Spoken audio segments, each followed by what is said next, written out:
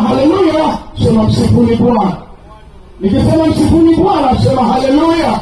Haleluya, msifuni Bwana. Haleluya, msifuni Bwana. Shangilie Bwana kwa makofi. Shangilie Bwana kwa makofi. Niseme pole kwa ndugu zangu, pole. Mimi naumia zaidi. Bibi yake Fortunata nilienda kumzika. Mama mkwe wa Fortunata nilienda kumzika. Mume wa Fortunata nilienda kumzika. Mama wa Fortunata nilienda kumzika. Na leo Fortunata.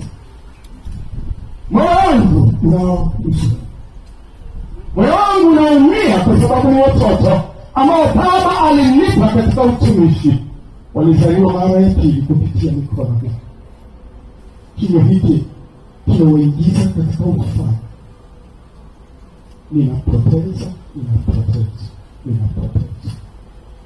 Ninamshangilia Mungu kwa sababu liko tumaini katika wao walalao katika Bwana.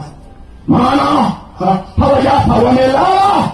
Parapanda ya mwisho itakapolia, watainuka ili wamlaki bwana harusi mawinguni. Wewe utakuwa wapi? Wewe uliupe utakuwa wapi? Wewe utakuwa wapi? Ninamshangilia Mungu kwa sababu yako. Maana hujaja hapa ili usindikize mwili. Umekuja hapa ili usikie habari za safari yako ya mwisho, habari za maisha yako, maisha ambayo ni lazima yabadilike, ni lazima yageuzwe, yafanywe upya. La, haiwezekani. Hatuwezi kumwona. Kama una nafasi nzuri ya kukaa, naomba. Kama huna nafasi, tutaenda hivi.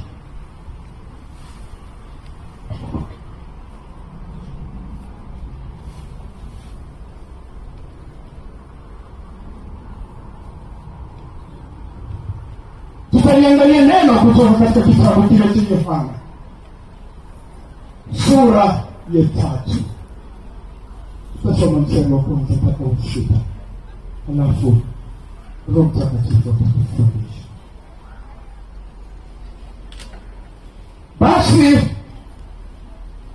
palikuwa na mtu mmoja wa Mafarisayo